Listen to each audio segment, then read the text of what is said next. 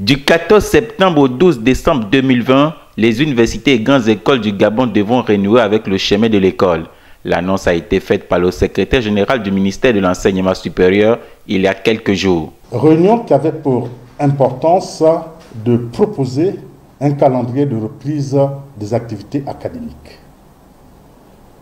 Cette réunion qui s'est tenue effectivement avec tous les enjeux que je viens de préciser a été fondamentalement axée sur un certain nombre de, on va dire, de propositions communes de tous les acteurs, c'est-à-dire des syndicats enseignants, des responsables d'établissement et de la tutelle.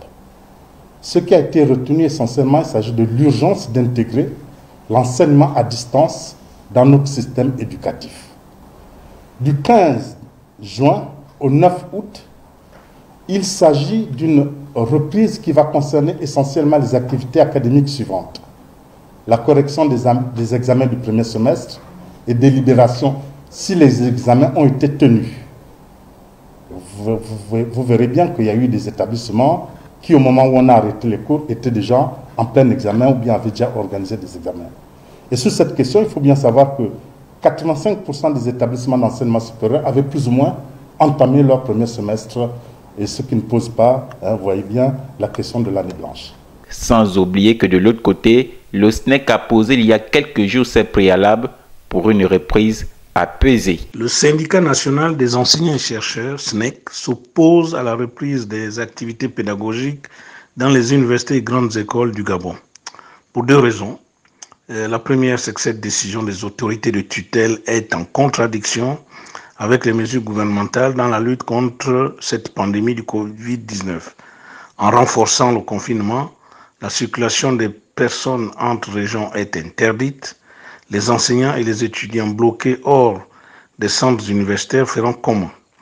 Une reprise des activités pédagogiques, même partielle, devait être la conséquence d'un plan de déconfinement sur l'ensemble du territoire.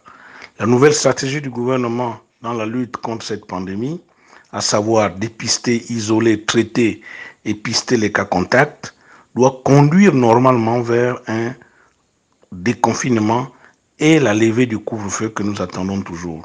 La deuxième raison, c'est que le SNEC exige le paiement des vacations dues aux enseignants-chercheurs depuis 2014. Depuis le mois de mars, les grandes écoles, aussi bien publiques que privées, sont fermées pour cause de coronavirus. Le protocole présenté devrait être validé en Conseil des ministres. Toutefois, le ministère assure que toutes les dispositions sont prises pour la protection des enseignants et des étudiants.